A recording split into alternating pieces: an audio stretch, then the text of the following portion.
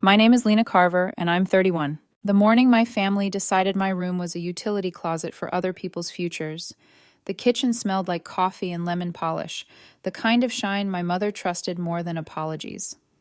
I set down a box of still warm cinnamon rolls because that's what you bring when you don't know what you'll be made to give. Sabrina's twins dozed in matching onesies that said copy and paste.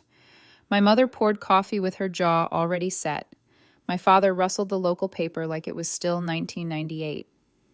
I had a smile on, a service smile, the one you keep beside the register. Your sister's twins will take your room, Mom said, like announcing a chance of rain. They need more space to grow. I blinked. My room. The one I crashed in after midnight bakes when driving across town was a bad idea.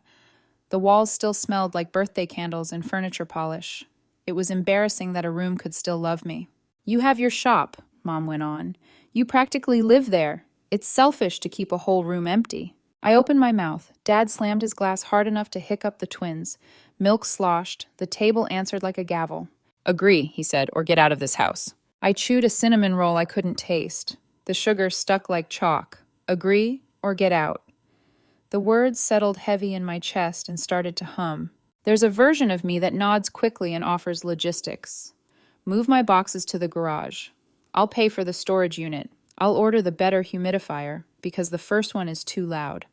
That version has built spreadsheets in the dark. Cribs, stroller, a rush fee for Sabrina's florist the day they miscued, the blazer she needed for an interview when her card got declined in a Nordstrom line too long for a scene.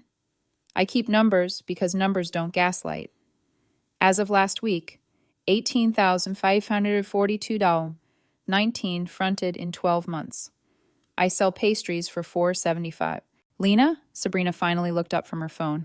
It's not personal. The babies need space. Where am I supposed to sleep when I close at midnight and can't drive home? I didn't say it out loud. I could already hear Dad. The couch is fine. The couch is where complaints live. I remembered what Evan said last week when I fell asleep on his sofa with flour on my cheek. You keep paying the invoice for everyone else's comfort and calling it love. He'd smiled, soft, like he was afraid to scare me into defending them. Evan is careful with me. Sierra, his ex, never was. She still moves through our circles like perfume you can't name. Last month she told a mutual friend I'm good with money, which is what my family says when they mean I don't say no. Mom started outlining action items like a staff meeting. We'll move your boxes to the garage. If they mold, that's your responsibility, and you'll cover the storage unit if you insist. Settle it today, Dad said. No lingering. I put my phone face down beside my plate. 3 family texts from last night lit the screen when it woke. All reminder and no please. Bring cinnamon rolls. Be on time. Don't be dramatic. The chorus. I can't cover a storage unit, I said, testing the shape of the word can't in my mouth like new shoes. Dad leaned back. You can, you will. Sabrina tipped her head like I'd asked for a pony. You can crash on the couch after late shifts. I pictured myself curled beneath Dad's kingdom of remote controls, listening to his judgment breathe. My hands went still. The mixer at the shop has a rhythm, whisk, scrape, fold, that quiets the part of me trained to make everything easy for everyone else. Here, the kitchen's rhythm belonged to Dad's glass and Mom's list. Okay, I said, but it was an agreement. It was a placeholder for something I couldn't name yet. I buttered silence on the roll and swallowed. In the space between chews, I started counting without meaning to. The blazer, 498.27s. The cribs, 2. The humidifier, then the better humidifier. The contractor phone call where Dad said, Your shop is slow in spring, right? You can manage the budget. And I asked whose budget already knowing. My parents never asked where my money came from. They just assumed I had it. You're careful, Mom says. Translation, you don't make us feel the cost. Dad folded his paper, finally meeting my eyes. There's also the contractor for the den. We'll need you to write the check and we'll pay you back when things even out.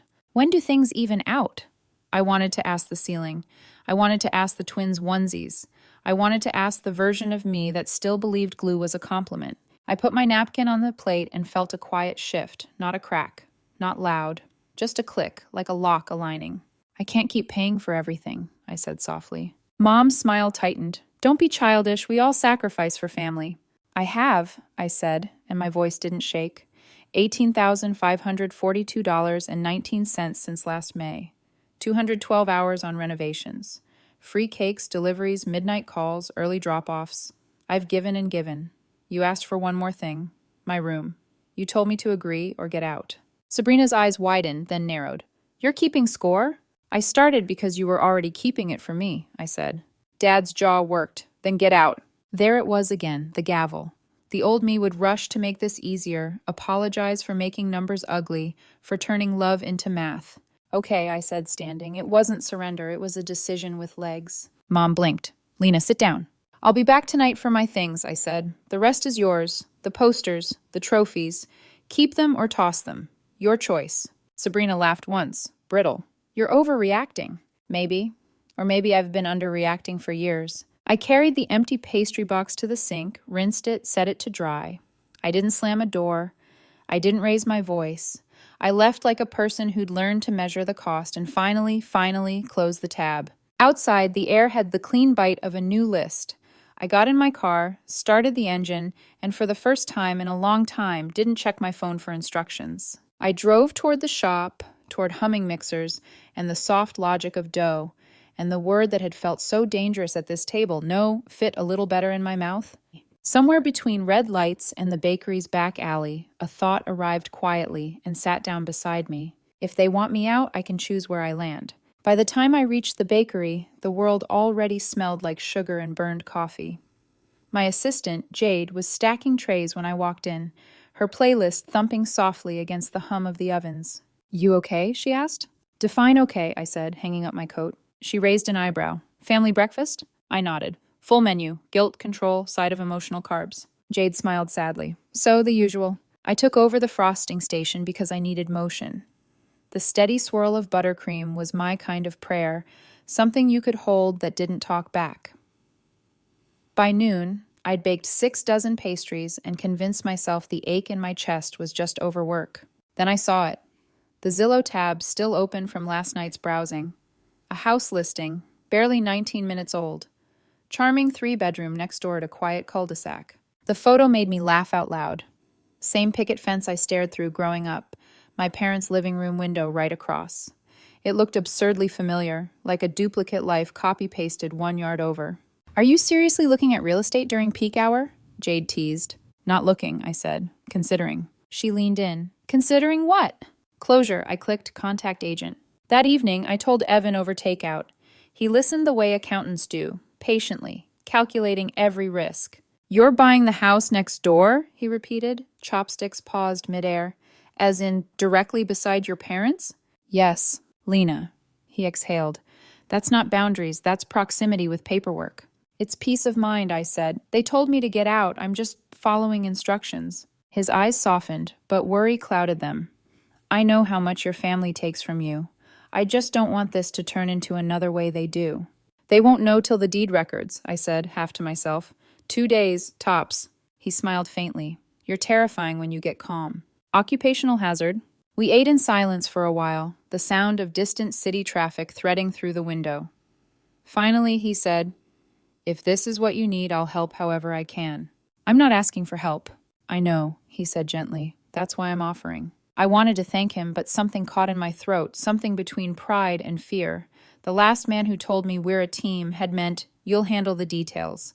I wasn't ready to test if Evan meant it differently. The next 48 hours blurred. Phone calls, wire transfers, signatures. Emails from the title company between frosting batches. Naps on the bakery couch between batches of lemon curd.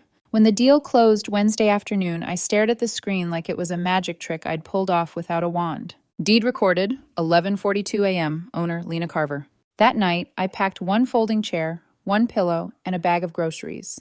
The house smelled like pine sol and dust. The floors squeaked like they were remembering footsteps. I opened every window and let the air rearrange itself. There was no furniture, no bed.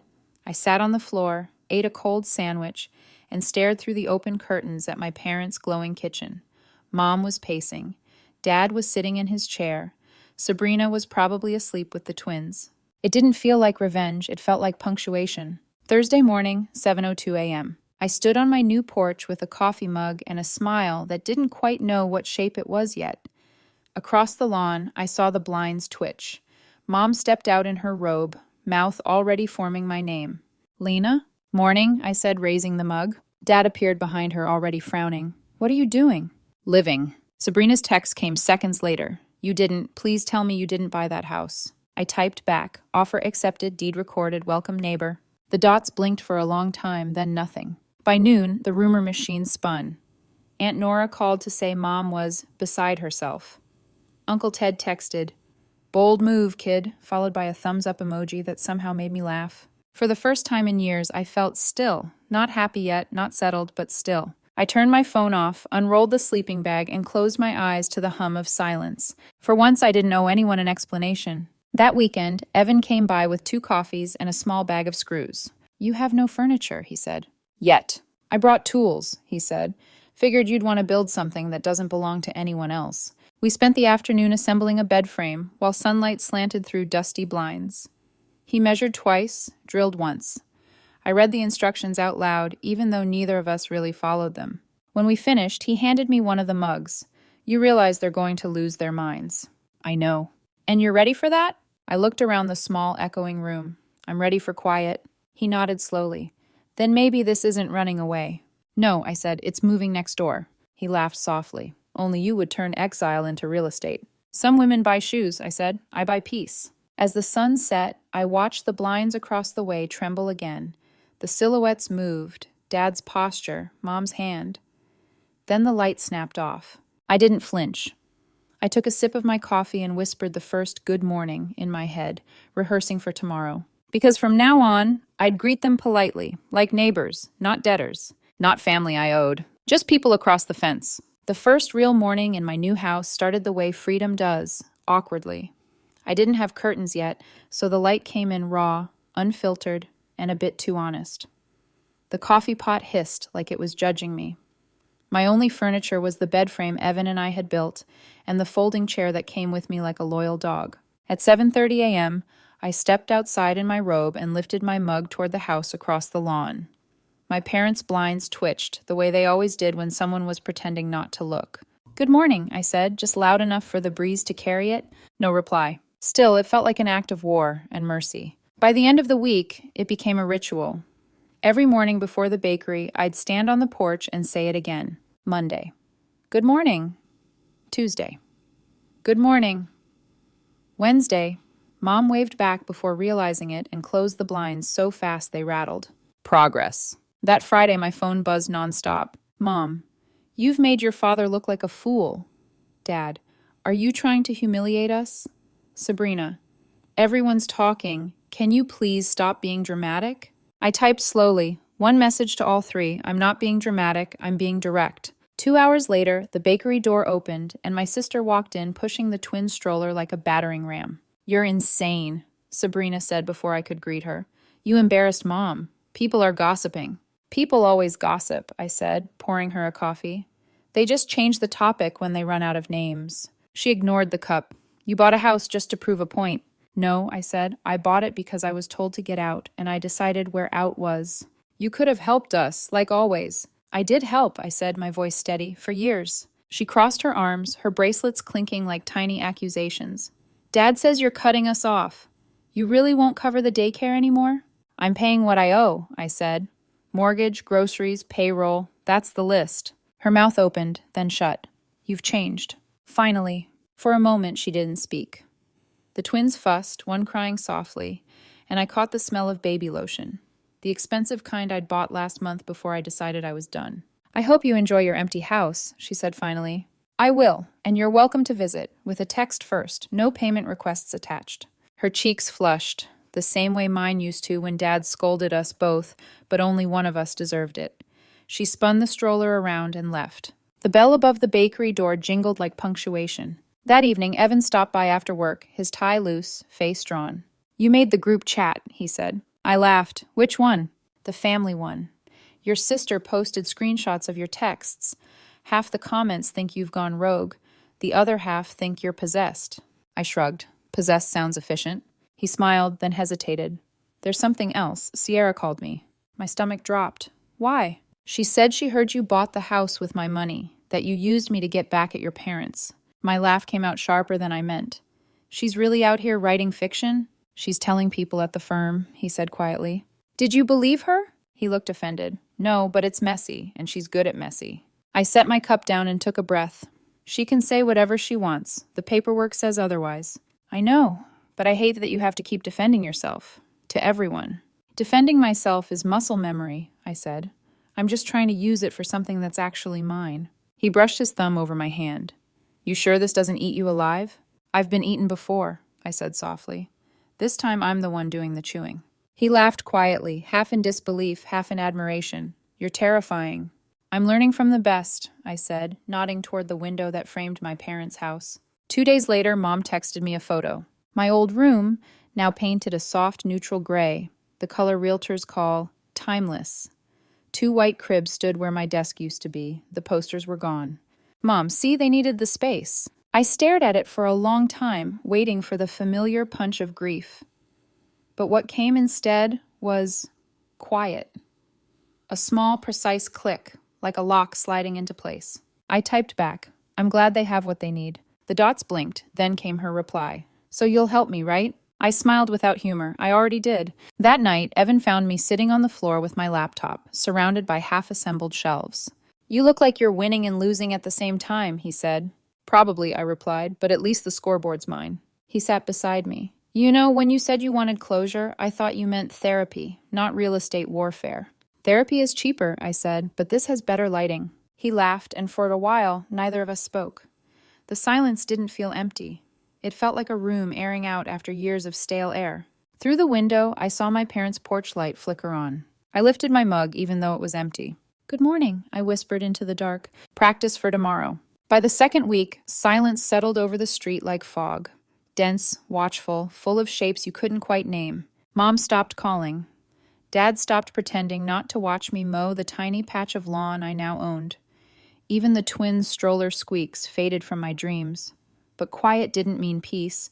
It meant something was coming. I found out what on Wednesday afternoon, halfway through frosting an order for the local library fundraiser.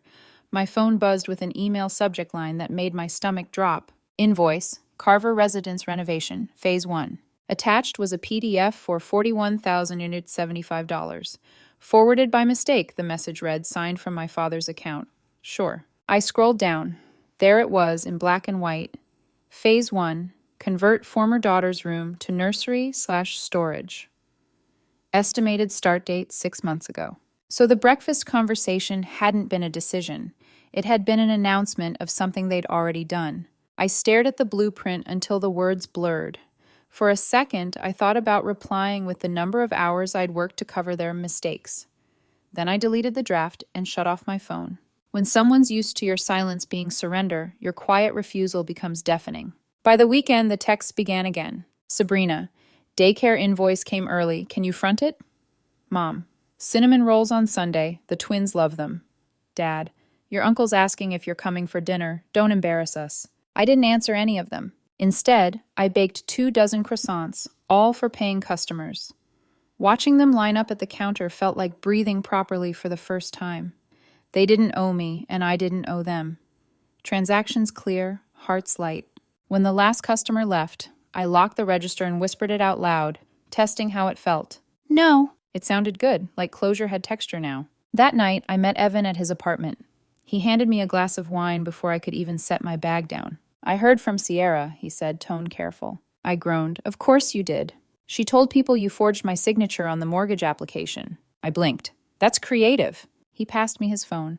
There it was, Sierra's post, some vague comment about women who manipulate men into buying houses for them. She hadn't named me, but everyone knew. Evan, I said slowly, you know that's ridiculous. He nodded, already opening an email on his laptop. I sent HR the closing documents. My name's nowhere near your mortgage. She's trying to shake me because I wouldn't meet her for coffee last week. Doesn't she ever get tired? I asked. She feeds on chaos, he said, smirking. But it won't work. I'm not her audience anymore. He looked at me then, really looked. Are you? I thought of my family, of how many times I'd played the same role Sierra now played. The person someone needed to feed on to feel powerful. Not anymore, I said. He nodded, relief flickering behind his eyes. Good, because you deserve peace that doesn't come with paperwork. I laughed. Too late, I already signed the deed. Monday morning, the city inspector stopped by the bakery for coffee. He recognized me from the permit filings. You're the one who used to live next door to the Carvers, he said. Still do, I replied, smiling faintly. He chuckled. Small world. Funny thing, the remodel permit for that nursery? Filed in January, long before you moved out. My smile froze. January? He nodded, sipping his espresso. Yeah, they even listed your room as Phase 1.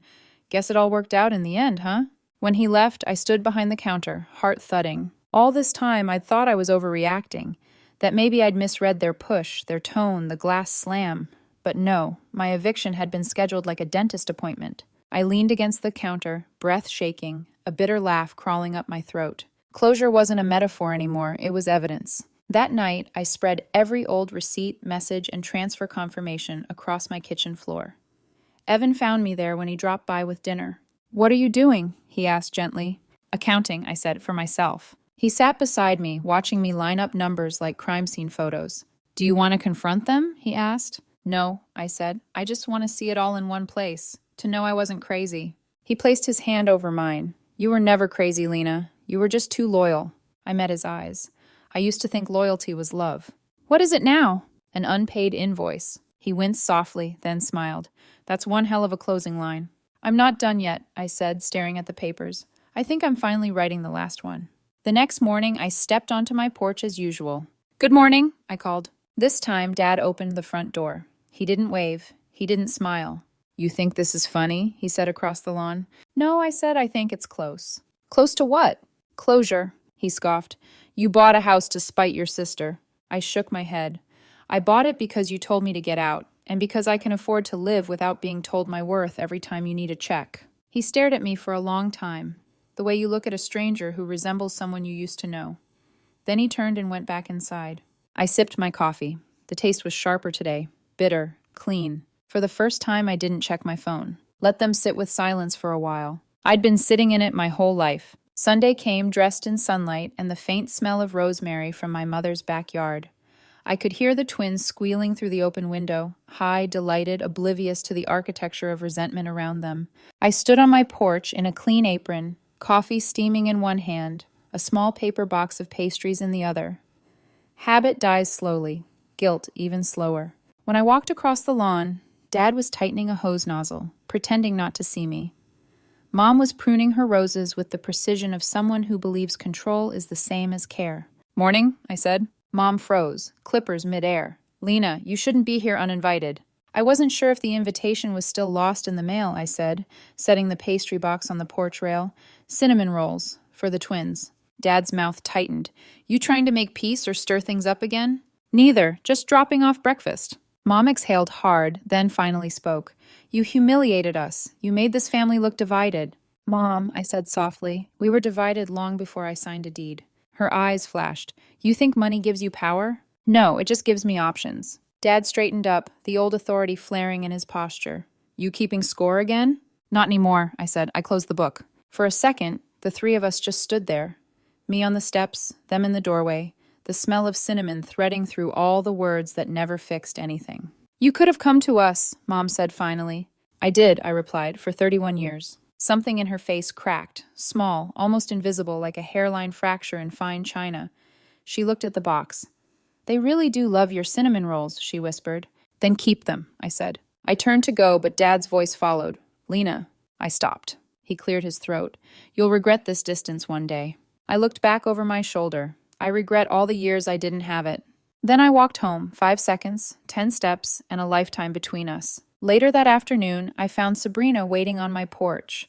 No stroller this time, just her and a paper bag that smelled like store-bought cookies. I brought these, she said, holding it out awkwardly. They're not as good as yours. That's okay, I said. They're not competing. She hesitated, then sat down beside me on the steps. I found the permit files, I said quietly. January, before the breakfast. She winced. Dad told me not to say anything. They didn't want to upset you before it was official. It was never about upsetting me, I said. It was about pretending I didn't matter. She rubbed her hands together. You're not wrong, but I didn't know how to stop them. You've always been the one who handles things. Not anymore, she nodded. I guess that's why you finally left. I didn't leave, I said. I just moved next door. She laughed once, softly. You really did, didn't you? Guess I wanted to see what boundaries look like in daylight. We sat in silence for a while, watching the twins' curtains flutter. They talk about you a lot, she said. The twins. They laugh when they hear your voice outside. That caught me off guard. Really? They think you're the funny neighbor, she said, smiling a little. They don't know any of the drama. Maybe that's a good thing. Maybe that's everything, I said. Sabrina looked down at her hands. I'm figuring things out too, you know. The money stuff. The way we were raised to expect you'd fix everything, it wasn't fair. No, it wasn't. She nodded. I'm sorry. I studied her face, searching for the version of her I used to protect. Apology accepted, I said. Just don't turn it into another debt. She smiled faintly. Deal. Before she left, she asked, You still making those cinnamon rolls every morning? 9 trays by 9 a.m., I said. She bit her lip. Maybe I'll come by Saturday, pay full price. Text first, I said. I'll set some aside. She laughed. Of course you will. And for the first time in years, it didn't sound like sarcasm. It sounded like possibility. Weeks passed, and the street began to normalize around our strange geography. Mom sometimes waved without realizing it. Dad grunted a hello when picking up the paper. Sabrina dropped by now and then, with money, always with money in hand. Every morning, I stepped outside with my coffee. Good morning, I said. Sometimes they answered, sometimes not, but I said it anyway. Because politeness wasn't submission anymore, it was choice. One evening, Evan came by with takeout and a grin. You're trending again, he said, showing me a community group post. Someone had uploaded a photo of my bakery's chalkboard sign. Good morning isn't surrender, it's peace with caffeine. They love it, he said. You've become the neighborhood philosopher. I laughed. Better than neighborhood scandal. He kissed my temple. You sure you're done with them? I looked through the window at the familiar house across the lawn. The curtains were drawn, lights warm. I don't think done is the right word, I said. I just think I'm not on call anymore. He nodded. That's freedom, Lena. Freedom, I echoed, tasting the word like coffee. Bitter, rich, mine. People like to frame choices as revenge or forgiveness, but there's a middle place. Quiet, steady, clean. That's where I live now. I own a tiny house and a bakery that smells like butter and new beginnings. I pay my bills on time. I sleep without checking my phone for requests. And every morning when the sun hits the fence just right, I step outside with my mug, look across the lawn, and say it again. Good morning. Not as a challenge, not as an olive branch, just as proof I can. Because this isn't about revenge. It's about closure. And closure, I've learned, sounds exactly like a lock clicking shut from the inside.